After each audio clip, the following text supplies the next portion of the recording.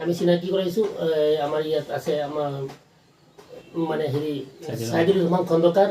নমস্কাৰ, মোৰ নাম চাইদুৰ ৰহমান খন্দকাৰ। আপোনাৰ ঘৰ? মোৰ ঘৰ বাটমাৰী। হয় দাদা, আপোনাক আমি নিমন্ত্ৰণ কৰাৰ উদ্দেশ্য এটা হ'ল ৬ নং বালিহত্ৰ যিটো জিলা পৰিষদ, হয় হয় ৬ নং বালিহত্ৰ জিলা পৰিষদৰ যিটো মানে বৰ্তমান বিভিন্ন পাৰ্টীয়ে নিৰ্বাচনী প্ৰতিনিধিত্বত অৱতীৰ্ণ হৈছে, বিশেষকৈ UDF, কংগ্ৰেছ আৰু আপোনাৰ হেৰি BJP, এই তিনিটা পাৰ্টীয়ে মানে বিশেষ নিৰ্বাচনী প্ৰচাৰ ব্যাপকভাৱে চলাই গৈছে। ইয়াতে অৱতীৰ্ণ হৈছে নিৰ্বাচনত পূৰ্বৰ ZPC শামছুল আলম, আপোনাৰ এজন সভাপতি আছে জামাদুৰ খলগুৰিৰ প্ৰেচিডেণ্ট আছিলে, আৰু ইপিনে এজনী আছিলে আপোনাৰ খালিদা ইয়াছমিন। এওঁ এবাৰো মানে পঞ্চায়তত হেৰি কৰি মানে প্ৰতিনিধিত্ব কৰি পৰাজয় বৰণ কৰিছিল। এই তিনিজন পাৰ্টীৰ নাম বিশেষভাৱে চৰ্চাত আহিছে বালিহত্ৰ জিলা পৰিষদত। আপুনি বিশেষকৈ আপোনাক প্ৰথমতে আমি শামছুল আলম, শামছুল আলম যিটো বটদ্ৰৱা জিলা পৰিষদত হেৰি আছিলে আপোনাৰ হেৰি এবাৰ হেৰি জিলা পৰিষদ আছিলে, মানুহজন এসময়ত কংগ্ৰেছো আছিলে,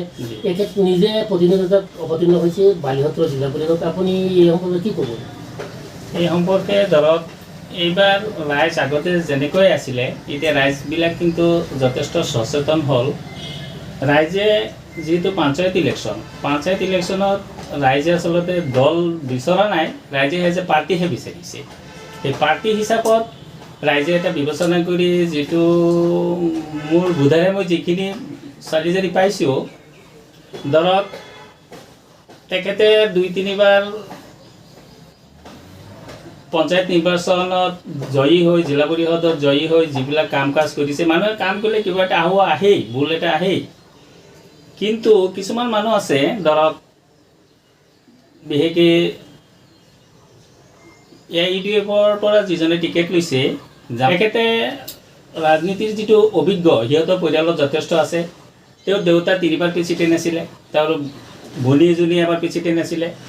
জামাদুৰ ৰহমান কিন্তু প্ৰথমতে ৱাৰ্ড মেম্বাৰ আছিলে। তেখেতৰ কাম, চলন ফিৰণ, মানুহৰ ব্যৱহাৰ, বিহেভ, আচৰণ দেখি এই ৱাৰ্ড মেম্বাৰৰ পৰা তাক প্ৰেচিডেণ্ট কৰিছে। হয় দাদা, মই আপোনাক মানে কথাটো কৈছোঁ, শামছুল আলম ইহঁত ঐক্য মঞ্চৰ পৰা মতিউৰ ৰহমানৰ লগত থাকি পাছত কংগ্ৰেছৰ হৈ মানে বহুত কাম কাজ কৰিছে। কাম কৰিলে মানুহৰ ভুল হ'বই পাৰে, কিন্তু বৰ্তমান তেওঁ BJPৰ হৈ মানে নিৰ্বাচনত প্ৰতিনিধিত্বত অৱতীৰ্ণ হৈছে। তেওঁক মানুহে কেনেকৈ লৈছে বা মানুহ তেওঁ কিমান সমৰ্থন পাইছে, আপুনি এজন নাই ধৰক এইটো বিষয়ৰ ফালৰ পৰা ক'ব গ'লে, যিহেতু ৬ নং বালিহত্ৰ জিলা পৰিষদ যিটো আমাৰ যিটো এলেকা, সংখ্যালঘু অঞ্চল হয় ন, সংখ্যালঘু আপোনাৰ 90% ভোট হ'ল আপোনাৰ মাইনৰিটি ভোট। যিটো BJPৰ যিটো যিটো ধৰক পঞ্চায়তী অৰ্গেনাইজটো সিমানখিনি ভালকৈ কৰিব পৰা নাই। সেইকাৰণে তেখেতে অৱশ্যে যথেষ্ট ৱৰ্ক কৰি আছে, কিন্তু ৱৰ্ক হিচাপে ফিল্ডখন তেখেতে সিমানখিনি উঠাব পৰা নাই। কিন্তু PG হাজৰিকা নিজে আহি ইয়াতে সভা কৰি গৈছে, ইয়াৰ হৈ নিৰ্বাচনী প্ৰচাৰ চলাই গৈছে, বহুত মানুহ সমাগম হৈছে। আপুনি তাতে কি ক'ব? আপুনি PG হাজৰিকা গৈছে বা দলৰ উচ্চ কৰ্মীবিলাকো তাতে উপস্থিত আছে। সিহঁতে BJPৰ সম্বন্ধে যিবিলাক ভাষণ দিছে বা কথা কৈছে, মানুহবিলাকতো অলপ ইলিটাৰেট, শিক্ষিত কম। সেইকাৰণে দলটোৰ প্ৰতি কিছুমান মানুহ নাই যে তেনেকুৱা নহয়, মানুহ আছে,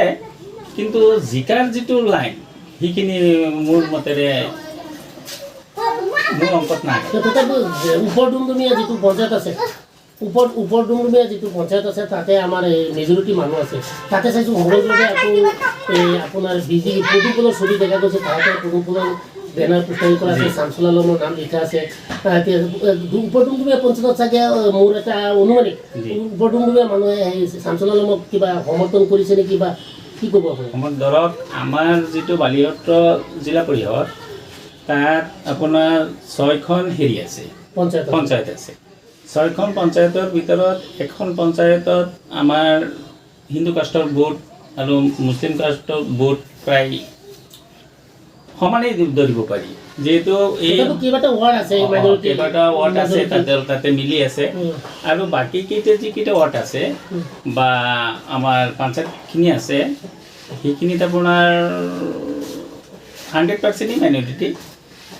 সেইটো ফালৰ পৰা যিহেতু অৰ্গেনাইজৰ কথাটো মই ক'লোঁ, লাহে লাহে BJPও অৰ্গেনাইজ হৈ আছে,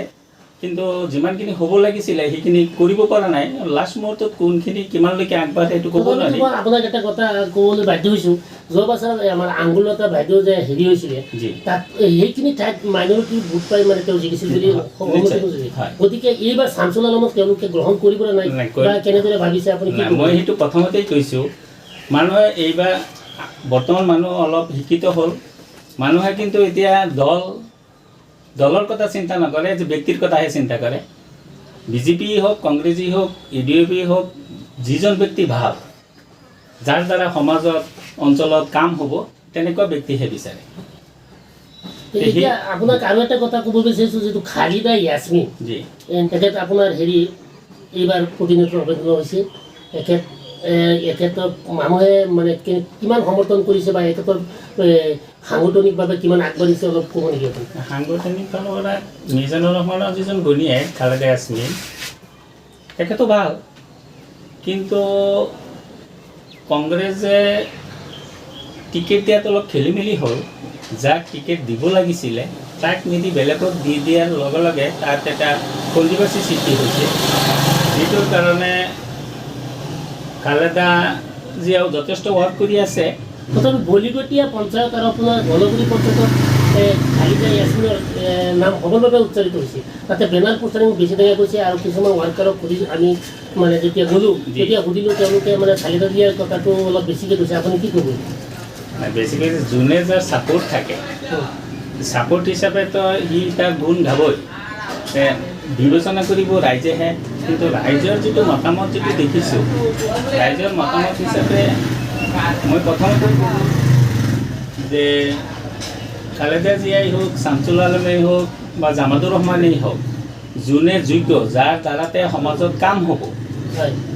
তেনেকুৱা ব্যক্তিহে বিচাৰিছে হয় আচ্ছা হলগুৰি পঞ্চায়তৰ কেইবা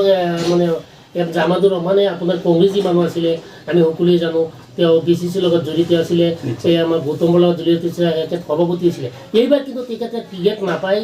AIUDFৰ ফালে গতি কৰিছে আৰু AIUDFৰ পৰা পাৰ্থক্য লৈছে এতিয়া AIUDFৰ মানুহে তেওঁক মানে হেৰি কৰি লৈছে নেকি আঁকোৱালি লৈছে এতিয়া কংগ্ৰেছী কিছুমান কংগ্ৰেছী আছে তেওঁ আত্মীয় স্বজন আছে তেওঁলোকে তেওঁক লৈছে নেকি তেওঁলোকৰ লৈছে তেওঁ যিহেতু এজন কংগ্ৰেছী মানুহ আছিলে এতিয়া UDFৰ মাজত ফটকৈ সোমাই গ'ল তেওঁক মানে কেনেকৈ আগবাঢ়িছে পঞ্চায়ত জিলা পৰিষদ সমষ্টিটোত যিহেতু এটা বাছ এৰিয়া 50,000ৰ ওপৰত তাত ভোটাৰ আছে আপোনাৰ 6খন পঞ্চায়ত বলিগটীয়া বঙাইপাৰা জিঙিনী কলাডুবা হলগুৰি ৰামপুৰত তাৰ ওপৰত নমিলে গতিকে এই 6খন পঞ্চায়তত কেনেদৰে আগবাঢ়িছে আপুনি অলপ ক'ব নেকি আগবঢ়াৰ কথাটো হ'ল তেখেতে অৱশ্যে কংগ্ৰেছী মানুহ আছিলে তেখেতে অৱশ্যে যোগ্য প্ৰাৰ্থী হিচাপে যদি টিকেট খুজিছিলে তেতিয়া ওপৰ মহলে তেখেতক টিকেটটো দিয়া নাই নিদিয়াতেই আৰু যিহেতু সি DCCৰো এজন ডাঙৰ কৰ্মী আছিলে টিকেট নিদিয়াত মানুহ ৰাইজ যেতিয়া ক্ষুব্ধ হ'ল ক্ষুব্ধ হৈ ৰাইজে ধৰিছে তুমি যিকোনো দলৰ পৰা টিকেট এটা আনা আমি তোমাক লৈয়ে খেলোঁ এতিয়া দল জাত পাত আমি বিচাৰ নকৰোঁ ৰাইজে তোমাকহে লাগে সেইটো ফালৰ পৰা সি ইউডিএফৰ সিহঁতক অলপ আমন্ত্ৰণ কৰিছে তাৰপৰা টিকেটটো আৰু এটা কথা বলিগটীয়া পঞ্চায়ত আৰু উপডুংৰীয়া পঞ্চায়তত তেওঁলোকে আঞ্চলিক সদস্য পদত প্ৰাৰ্থী দিয়া নাই তেতিয়াও এই দিয়া নাই যিহেতু তাতে অনলি এটা বুথে মানুহে পাতিব তোলাচালি ছবি বাকী মানুহ মানে মানুহৰ ওচৰত কেনেকৈ চাপিছে যিহেতু তাত ৱাৰ্ড মেম্বাৰ এইবাৰ নিৰ্দলীয় হৈছে কাউন্সিলৰ যিটো প্ৰাৰ্থী তেওঁলোকে দুটা পঞ্চায়ত দিব নাই বলিগটীয়া আৰু আপোনাৰ হেৰি পঞ্চায়ত উপডুংৰীয়া পঞ্চায়তত অলপ প্ৰাৰ্থিত্ব নাই মানে আঞ্চলিক সদস্য পাতি নাই তেওঁ কেনেদৰে এইকেইটা পঞ্চায়ত কৰিব